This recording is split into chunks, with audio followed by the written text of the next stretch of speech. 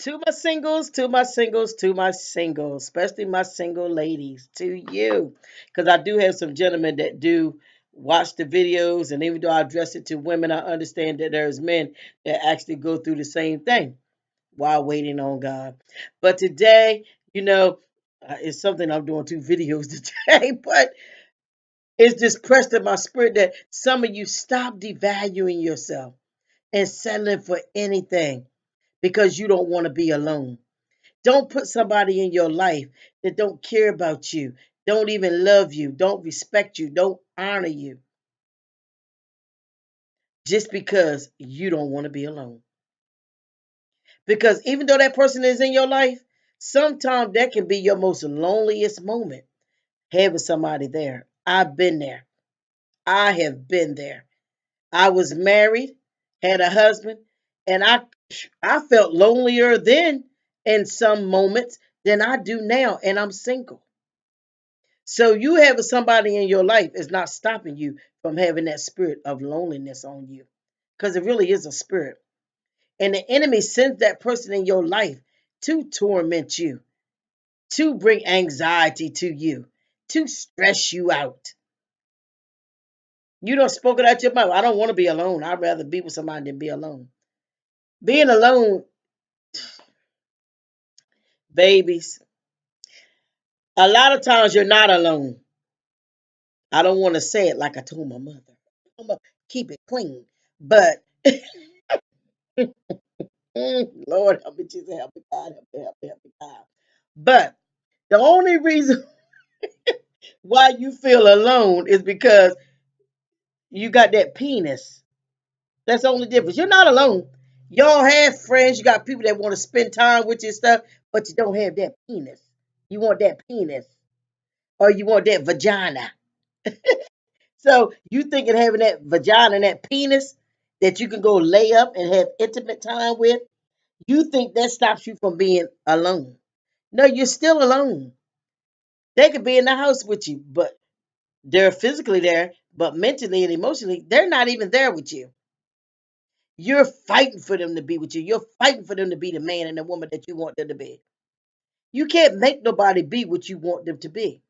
They have to already come prepared to be in a relationship. They have already have to want to love you and give themselves to you and desire you. It's so many people out here that I hear and come in contact with basically on a daily basis that are in relationships that people don't love them, but they're trying to make them love them. They're out here trying to make relationships happen. So many women, you're out here trying to make this man that you don't been shacked up with, which that's a whole nother saga that you shouldn't even be in that situation no way. Trying to make them marry you. You know, when you got to make somebody do something, when you got to make somebody value you, once you marry them or get in a regular relationship with them, you're going to have to keep making them value you. You're going to have to keep making them want you. You shouldn't have to do that. The person that comes in your life should already see the value in them. You shouldn't have to keep crying, I'm valuable, love me, I'm valuable, love me. You shouldn't have to keep doing that. It hurts me to see people doing that, especially women. You wonder why you winding up on the road like roadkill every time you turn around. Because you keep picking up the same little boys.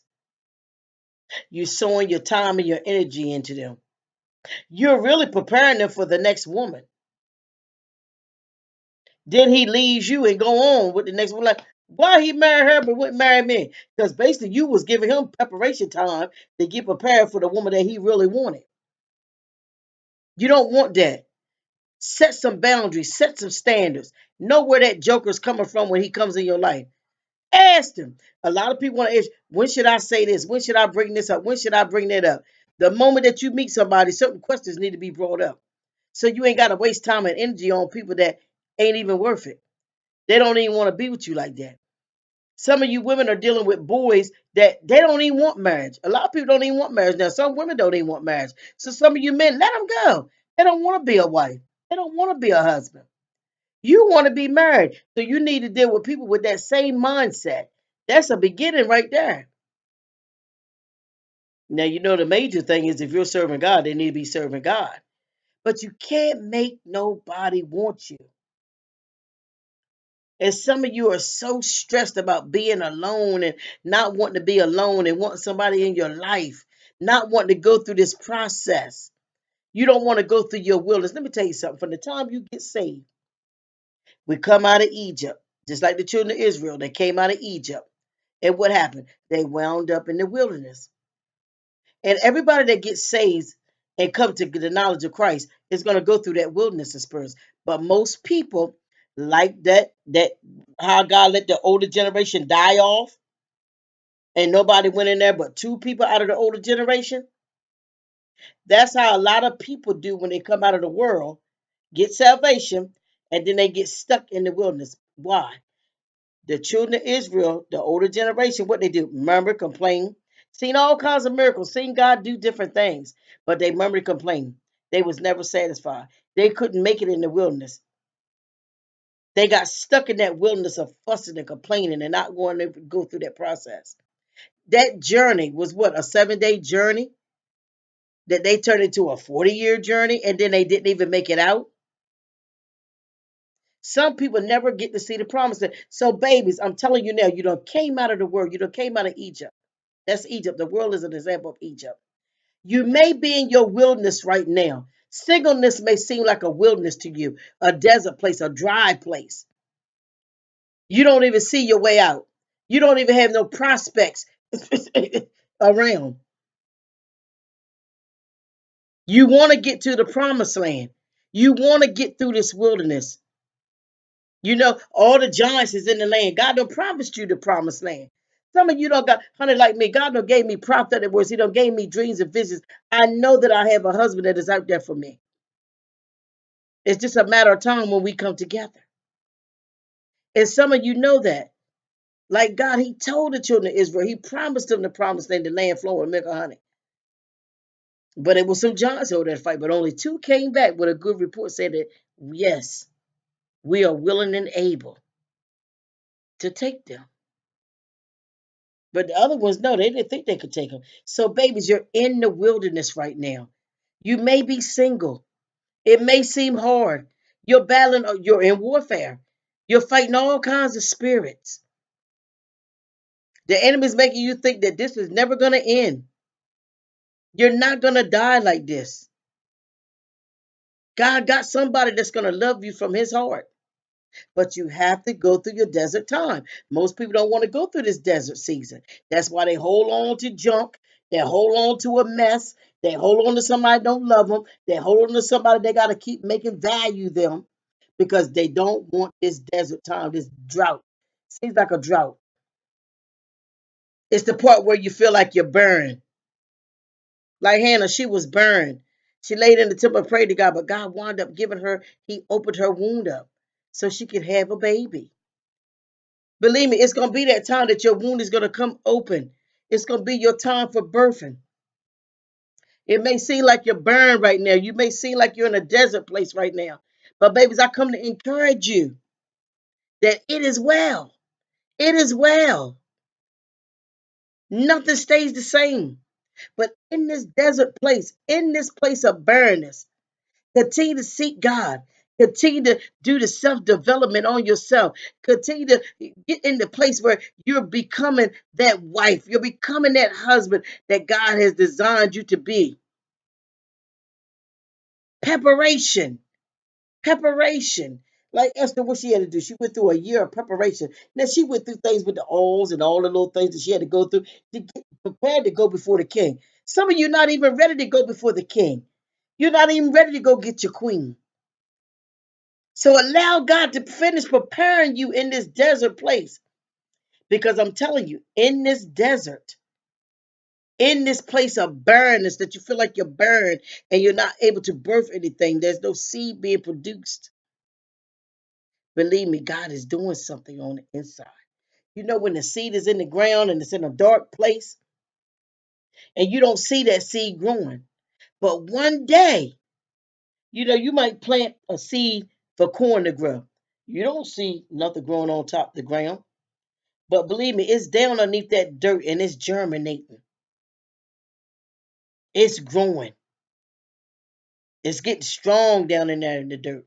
And one day you see that stalk of corn to start to come above the ground, become above the dirt.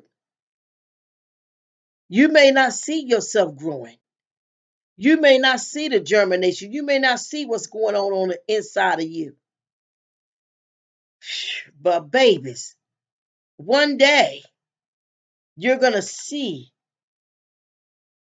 what that seed has been doing in the dark. You're going to see what was going on with that seed down in the dirt. You're going to begin to see growth. You're going to begin to see progress within yourself. You're going to begin to see what God was doing to prepare you for this mate that's coming in your life. Babies, I just want to tell you, and I just come to encourage you, continue to seek God. You may be in your desert place right now. You may be. You may be in your wilderness right now. But the land flowing with milk and honey ain't that far off. It ain't that many days. It ain't that many days. Babies, you may be frustrated. You may want to stay in a situation that you don't need to stay in, that you're not being valued in, because you don't want to go in this area where you got to be in the wilderness, not knowing which way to go, not knowing what's going to come that you got to fight, not knowing. People don't like to not know. They want to know. They want to know. This is why people always going to psychics and soothsayers and running after prophets and all this stuff, want to hear the word from the Lord. But if you read your Bible and you pray and say, God, he'll give you a word, he'll give you a dream, he'll give you a vision, he'll drop something in your spirit to help you go on. So, babies, I'm telling you today, be encouraged. Be encouraged in your wilderness. Be encouraged knowing that the land flowing with milk and honey ain't that far off. Be encouraged. Don't die in your wilderness. Fight the good fight of faith, knowing that God has somebody for you, that it's not worth settling for somebody that don't value you just because you don't want to be alone. You won't be alone. You might not be able to have sex until the appointed time, but you won't be alone. God will send people in your life that will love you. You just won't be sexually able to lay down and screw them. And that's what most people want. They want to touch, feel, because their appetite is opened in you. But babies, the fruit of the spirit is self-control. If you can have self-control and have patience, patience is your friend. Because a lot of you don't want to get in no more messes. You don't want to get in no more messes. Some of you don't been through pure D hell in these other relationships. Things that you chose. Situations that you got in. And God knows you're tired, but you got to be tired enough to do it God's way. Babies, I love you, and so does God. The beginning of love is loving yourself. You can't even love nobody else correctly without knowing God and without loving yourself. What the word say, love your neighbor as you love yourself. So you have to love yourself. And once you learn to love yourself and love God, you will be able to recognize loving other people. You will be able to love other people the way they're supposed to be loved. You will know your value, and you will not allow somebody to come in your life and devalue you just because you don't want to be alone. Because as I said earlier in the video, you already are alone, even though you're with somebody.